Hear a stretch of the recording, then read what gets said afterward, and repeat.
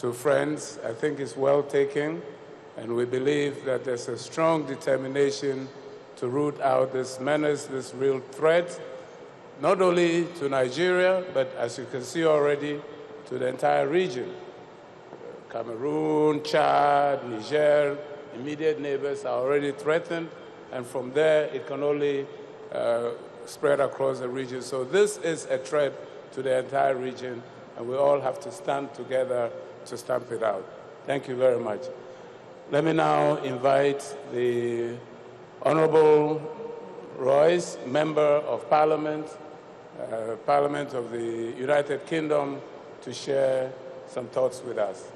Well, thank you very much, Chair. It's a privilege to follow on from such distinguished speakers as James and the former Prime Ministers and the former President. I will keep my remarks fairly brief, and it occurs to me to say a few words about River State itself. Over the years, over the decades, historically, politicians from developed Western nations have always been very keen to give advice, not always welcome to African states.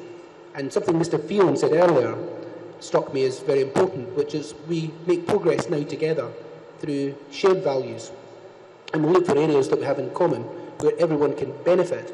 And we heard about the repudiation of violence, we've heard about gender equality, and we agree on all of these things. It seems to me increasingly we agree on issues around governance and transparency and accountability. These are things which makes trade much more feasible. It de-risks investments, and we're talking about investments here at this conference. It seems to me that Port Harcourt itself and River State is a very good example for the whole of Nigeria in a number of respects, but in particular I've been struck by how much infrastructure development there is. There are, I understand, 100 new primary schools being built in the last 4 or 5 years, 24 secondary schools, and several hundred health centres, 3 hospitals, roads, infrastructure which facilitates the kind of investment that all African states, in particular Nigeria, really needs. And that comes from a combination of good governance in a state and in a country, and of course good governance amongst the companies who invest themselves, and indeed with the markets and places like the City of London, New York and Hong Kong, where very large, and elsewhere, where very large investments are made. Everyone wants transparency and accountability. All the investors, potential investors here, all of us, and I'm sure all of you from the public sectors and elsewhere. And I would simply say that it's quite striking that the level of revenue that has come into River State has oftentimes been translated into infrastructure, and we can see it, and many of us will get the chance to visit that today, and much of that is down to the current Governor, Governor Rotimi Amechi. It was my privilege to host him across in the UK, where he made an important speech about the transparency and accountability, particularly in the extractives industry. So while we do talk, and it's very important, about environmental issues and about renewables, as former Prime Minister Zapatero has said, we need to remember too that this is the oil capital of one of the largest countries in the world by population, and the benefits of that have to be turned into infrastructure and into benefits for the population of Nigeria as a whole. And a good place, we've seen a good start, is here in Port Harcourt. It's my great privilege, Your Excellency, to be here. Thank you. Thank you, Honourable Joyce, and I think your emphasis on economic and social infrastructure, building roads, telecoms, but also schools and health facilities is well taken. Of course, this should also go with more transparency in the extractive industries. These are all things that will go to attract more investments into River State and indeed into Nigeria. Thank you very much. If I may turn now to a gentleman who, when we talk of the environment, I think we're now going to be hearing from somebody who has been a real expert in this area. Mr. Boyles has not only been Commissioner or environment in one of the big states of the Union, United States, Massachusetts.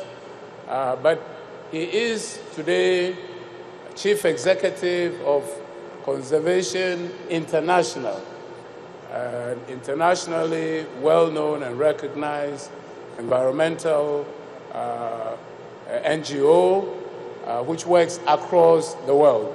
And I think we are very privileged today to have him to share some thoughts with us. Mr. Boyles, you have the floor.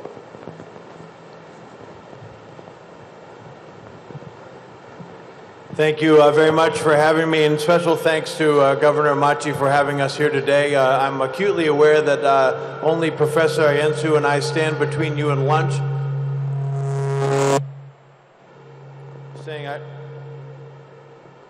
I'm acutely aware that I stand between you and lunch, so I'll keep my remarks very brief. Let me just touch on a couple things. One is the changing nature of the energy markets, which I think are a matter of great interest here in Port Harcourt.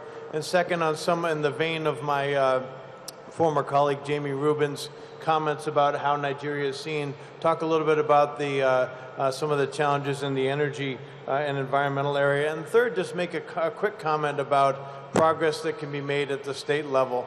So I guess I would say, overall, energy markets are changing dramatically. Whereas 10 years ago, the United States was a significant importer of Nigerian oil. Today, very little is coming. We have a great deal of production coming out of the United States.